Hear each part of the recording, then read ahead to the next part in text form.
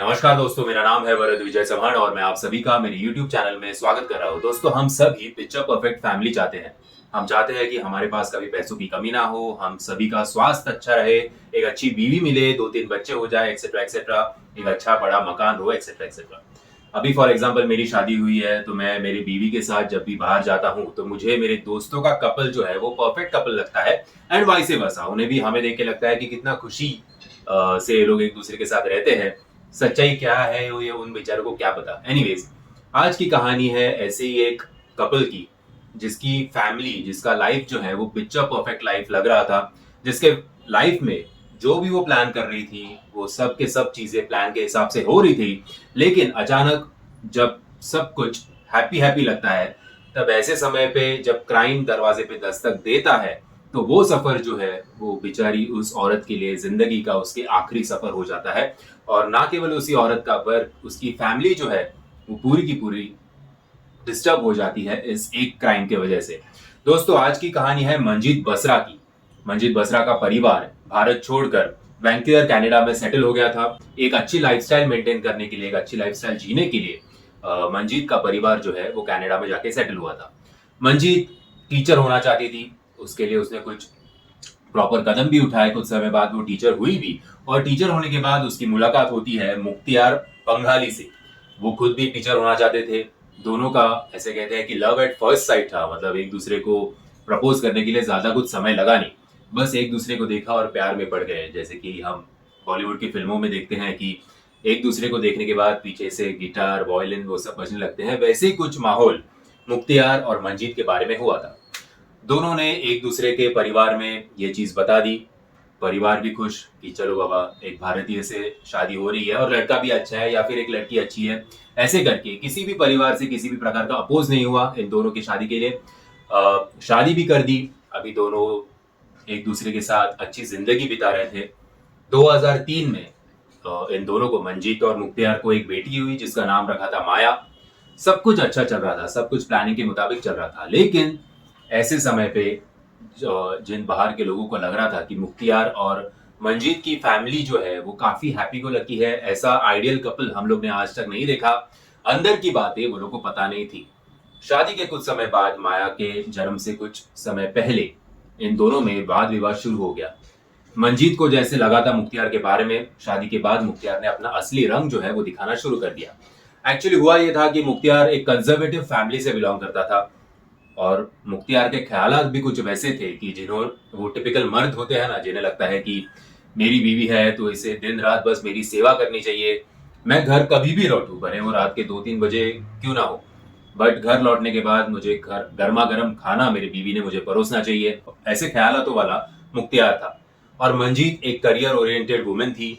उसका दिन भर का काम और माया को संभालते संभालते वो इतना कुछ वक्त या फिर इतना सेवा जो मुख्तियार जिसकी अपेक्षा कर रहा था वो पूरी नहीं कर पा रही थी। इसलिए दोनों के बीच में लड़ाई झगड़ा जो है वो शुरू हो चुका था। मीनवाइल मुख्तियार ने आहिस्ते आहिस्ते, उसको शराब की लत लग गई, खूब शराब पीता था।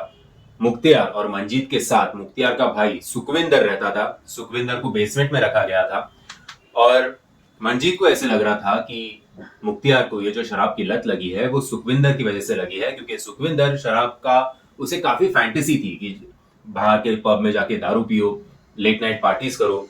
सुखविंदर के काफी दोस्त भी थे। तो इस वजह से मेरा पति जो है वो आउटलाइन में जा रहा है, ऐसे मंजीत को लग रहा है। इसलिए एक पॉइंट पे मंजीत ने मुख्तियार से कहा कि या तो तेरा भाई इस घर में रहेगा या मैं इस घर में रहूंगी, मैं मायके जा रही हूँ। उस पॉइंट पे मुख्तियार ने को लगा कि नहीं, आई थिंक भाई को निकालना ही बेटर होगा। आफ्टर ऑल सेवा करने के लिए कोई तो चाहिए ना, भाई तो सेवा नहीं करेगा, सेवा करने के लिए तो पत्नी चाहिए। तो मुख्तियार ने अपने भाई को, सुखविंदर को, घर से निकाल दिया। फिर भी वो एक मेल ईगो होता है ना कि मेरा भाई मेरी पत्नी की वजह से मैंने उसे घर से निकाल दिया है, उस मेल ईगो के कारण भी इन दोनों में अनेक वाद विवाद होते रहे।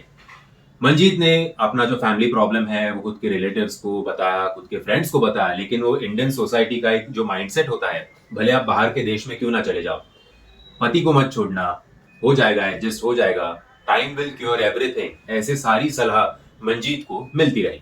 अब मंजीत ने शायद सोचा भी होगा कि मैं अलग रहती हूँ, मैं डिवोर्स ले लेती हूँ, लेकिन फैमिली का या फ्रेंड्स का सपोर्ट ना मिलने के कारण उसने वो ख्याल दिमाग से निकाल दिया होगा।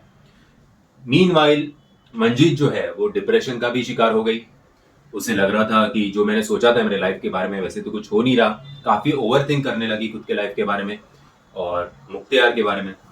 लेकिन चीजें जो है वो कंट्रोल होने से ज्यादा हाथों से निकल रही थी। ऐसे ही टाइम पे मंजीत को पता चला, एम्बुलेंस को जाने दो।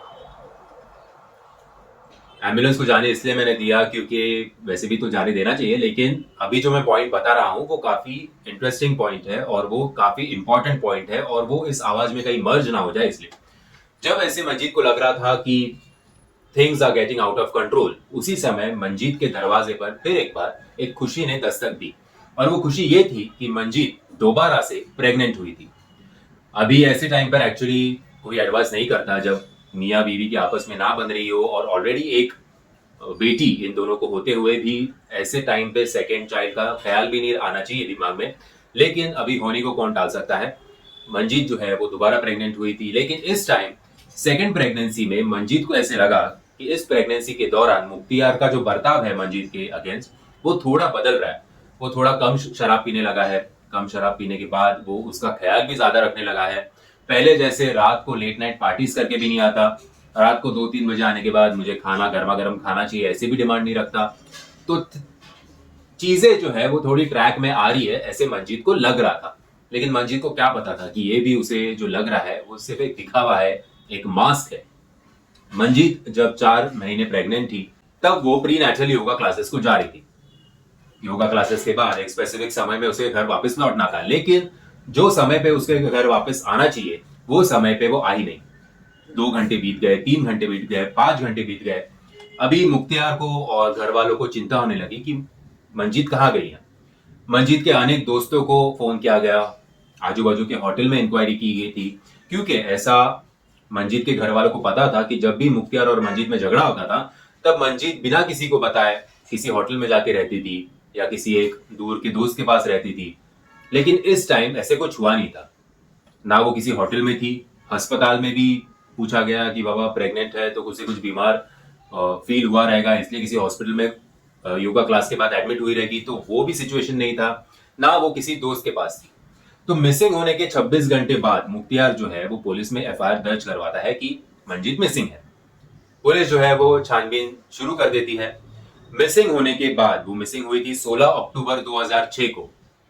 मिसिंग होने के 5 दिन बाद यानी कि तकरीबन 21 अक्टूबर 2006 को पुलिस को मंजीत की बॉडी, जली हुई बॉडी वहां के एक आइसोलेटेड बीच पे दिखाई देती है और जहां पे वो बॉडी मिली थी बस उससे थोड़ी दूर मंजीत की कार दिखाई देती है। अभी पूरे शौक, मंजीत के घर वाले भी परेशान थी। ऐसे क्या हुआ मेरी बेटी के साथ। पहले उन्हें लगा कि 5 दिन तक मंजीत का कुछ आता पता नहीं है तो शायद मंजीत को किडनैप किया होगा। रैंसम के लिए भी कोई कॉल नहीं, तो फिर डायरेक्ट मंजीत की जली हुई बॉडी की न्यूज जो है वो मंजीत के परिवार वालों को कुछ हजम नहीं हो रही थी। मुख्तियार का जो है वहां का मीडिया ट्रायल शुरू हो चुका था। मुख्तियार ने मीडिया के सामने रो रो कर मेरी पत्नी को न्याय दिलाओ, मेरे पत्नी के खूनी को पकड़वाने में हमारी मदद करो, ऐसे सब प्लीड किया। सिंपैथी जो है वो मीडिया ट्रायल में काफी हद तक मुख्तियार के पास थी। पुलिस ने अपनी खोजबीन जारी की। पुलिस ने वो कार ठीक तरह से इन्वेस्टिगेट किया। कार इन्वेस्टिगेट करने के बाद पुलिस को एक चीज समझ में नहीं आई, क्योंकि कार की जो ड्राइवर सीट होती है, मंजीत की हाइट इतनी नहीं थी। जो ड्राइवर सीट जिस तरह से पीछे लगाई गई थी, अगर मंजीत की हाइट समझ लो 5'6", 5'7" हो तो ड्राइवर सीट यहाँ पे होनी चाहिए और क्लच और एक्सीलरेटर यहाँ पे होना चाहिए।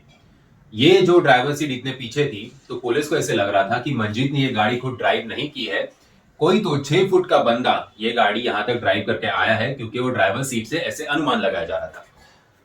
गाड़ी में किसी भी प्रकार के फोर्स्ड एंट्री के कोई निशान नहीं थे, ना किसी भी प्रकार के खरोच या स्क्रैचेस गाड़ी पे दिखाई दिए, ना बाल ना नाखून के कोई निशान। मंजीत के नाखूनों में भी किसी भी प्रकार का स्किन सैंपल या किसी भी प्रकार के बाल या डीएनए सैंपल नहीं मिला, जिसकी वजह से ऐसे तो लग नहीं रहा था कि मंजीत के साथ किस प्रकार की जबरदस्ती हुई है और उसके बाद उसको मारा गया है। तो अभी मंजीत का कातिल है कौन। तो पुलिस ने मंजीत का फोन रिकॉर्ड जो है उसकी छानबीन की। फोन रिकॉर्ड से उन्हें पता चला कि टोनी नाम का एक शख्स है जो मंजीत का काफी करीबी दोस्त है। और मुख्तियार ने ऐसे स्टेटमेंट दे दिया पुलिस को कि मुझे शक है कि टोनी और मंजीत के बीच में अफेयर है। पूछताछ के दौरान पुलिस को ऐसे कुछ लीड्स नहीं मिले कि जिससे साफ तौर पे कह सके कि मंजीत का अफेयर टोनी के साथ था। दोनों सिर्फ और सिर्फ दोस्त थे, अच्छे दोस्त थे। इसकी पूरी जानकारी टोनी से पुलिस को मिली और टोनी ने उस रात पे वो कहा था उसका भी प्रॉपर एविडेंस पुलिस के सामने रखा। पुलिस ने मुख्तियार के भाई सुखविंदर की भी पूछताछ की, क्योंकि सुखविंदर को मंजीत ने घर से निकाल दिया था। तो क्या उसी का गुस्सा रखकर सुखविंदर ने तो ये कांड नहीं किया, लेकिन सुखविंदर के पास भी प्रॉपर प्रूफ्स थे कि वो कहाँ पे है। और सुखविंदर को भी पुलिस ने क्लीन चिट दे दिया कि उस रात सुखविंदर जो है वो अपने दोस्तों के साथ पार्टी कर रहा था। शक की सुई जो है वो बार बार पुलिस की अटक रही थी मुख्तियार पे। मुख्तियार ने प्री नेटल योगा क्लासेस के जो लोकेशन पुलिस को बताया था वो अप्रोक्सीमेटली 25 किलोमीटर अपोजिट डायरेक्शन में था। तो पुलिस को यह भी नहीं समझा कि एक पति को पता नहीं है कि उसकी पत्नी जो प्री नेटल योगा क्लास के लिए जा रही है, जो प्रेग्नेंट है, ऐसे टाइम पे तो पति ज्यादा केयरिंग होता है अपनी बीवी के लिए, तो अपने बीवी का योगा क्लास का लोकेशन भी इस आदमी को नहीं पता। तो आहिस्ते आहिस्ते शक की सुई जो है वो गहराती चली गई। पुलिस ने जब मंजीत का फोन लोकेट किया तो जिस रात को वो मिसिंग थी, उस रात को उसके फोन का लोकेशन मंजीत और मुख्तियार के घर में ही पाया गया था। सो ये बात तो क्लियर थी कि मंजीत जो है वो योगा क्लासेस के बाद खुद के घर पे आई थी। और जब पुलिस ने और थोड़ी डिटेल में इंक्वायरी की तो पुलिस को ऐसे भी मालूम पड़ा कि अभी भी मंजीत का फोन जो है वो मुख्तियार के पास है और मुख्तियार मंजीत के फोन में खुद का सिम डालकर वो फोन ऑपरेट कर रहा है। बस अभी पुलिस के पास काफी सारे प्रूफ जो है वो मिले थे मुख्तियार के खिलाफ। और एक एडिशनल बोनस उनको मिला, जिस रात ये मिसिंग हुई थी मंजीत, उस रात एक सीसीटीवी फुटेज पुलिस के हाथ में लगा। उस सीसीटीवी फुटेज में मंजीत को एक गैस स्टेशन से लाइटर और कुछ पुराने पेपर खरीदते हुए मंजीत पकड़ा गया था। मंजीत खुद स्मोकर तो था नहीं, तो लाइटर और इतने सारे पुराने पेपर को क्यों खरीदेगा, और ठीक उसी रात को। तो इस सब शक के बिना पर मंजीत को माफ कीजिएगा मुख्तियार को पुलिस ने अरेस्ट किया। जब इंक्वायरी की, जब इंट्रोगेशन चालू हुआ, पहले तो साफ तौर पे मुख्तियार ने ये सब चीजें जो है उसे खारिज कर दिया, लेकिन जब पुलिस के थोड़े सख्ती के बाद मुख्तियार जो है वो पोपट की तरह बोलने लग गया। मुख्तियार ने कहा कि उसके और मंजीत के बीच में किसी भी प्रकार का कोई प्यार बचा नहीं था। मुख्तियार जो है वो खुद की बीवी से नफरत करने लगा था। उसको जिस प्रकार की बीवी चाहिए थी मंजीत वो नहीं थी, और इसीलिए उसने एक बार भी नहीं सोचा कि अपने 3 साल के बेटी के बारे में या फिर 4 महीने के बच्चे के बारे में, जो ऑलरेडी मेरे बीवी में, भले मैं उससे कितना ही नफरत करता हूँ, उसके बारे में ना सोचते हुए कुछ इन दोनों में फिर एक बार उस रात को अनबन हुई और गुस्से में आकर मुख्तियार ने मंजीत का गला घोट दिया। गला घोटने के बाद उसे कार में डाल दिया। कार एक आइसोलेटेड लोकेशन पे लेके गया। आइसोलेटेड लोकेशन पे लेके जाने के बाद उसको गाड़ी से निकाला, वो बीच पे लेके गया। बीच में ले जाकर उसके बॉडी को जला दिया। ये सब मुख्तियार ने कन्फेस किया। मुख्तियार को जो है वो नवंबर 2010 में सेकेंड डिग्री मर्डर चार्जेस के तहत दोषी पाया गया और फरवरी 2011 में उसे लाइफ सेंटेंस यानी कि उम्र भर कैद की सजा सुनाई गई। सो ये जुर्म हुआ था 2006 को, चार्जेस लगे 2010 को, और फाइनल सेंटेंस जो है लाइफ सेंटेंस का वो हुआ 2011 को। सो ऐसे नहीं है कि हमारे भारत में ही चीजें जो है वो डिले होती है, न्याय जो है वो डिले होता है। वहां पे भी कुछ हद तक सिनारियो ऐसे होता है, ऐसे हम कह सकते हैं। मंजीत और मुख्तियार की बेटी माया, इसकी कस्टडी के लिए मंजीत का परिवार और मुख्तियार का परिवार लड़ रहा था। कोर्ट में केस थी। माया की कस्टडी जो है वो मंजीत की सिस्टर को दी गई। मंजीत की सिस्टर का ये कहना था कि केस के दौरान खुद के बहन के खूनी को उस कोर्ट रूम में देखना बहुत ही पेशेंस रखने वाला काम था, लेकिन लॉ एंड ऑर्डर का रिस्पेक्ट हम सभी को करना चाहिए, इसलिए वो बहुत शांत थी। एनीवेज माया जो है वो मंजीत की बहन के साथ फिलहाल रह रही है, और justice delayed is better than justice denied, ऐसे हम कह सकते हैं।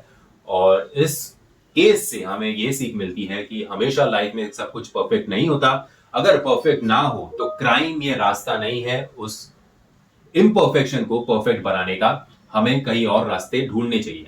अगर मियाँ बीवी के एक दूसरे के साथ नहीं बन रही है तो डिवोर्स ले लो, सेपरेट हो जाओ और नई जिंदगी की शुरुआत करो, ना कि किसी एक जिंदगी का अंत करो, क्योंकि जिंदगी भगवान का सबसे सुंदर गिफ्ट हमें मिला है। दोस्तों, मैं आशा करता हूं आपको ये वीडियो पसंद आया होगा। अगर आपको ये वीडियो पसंद आया होगा तो याद से वीडियो को लाइक, शेयर और चैनल को सब्सक्राइब करना मत भूलना। जय हिंद, जय महाराष्ट्र।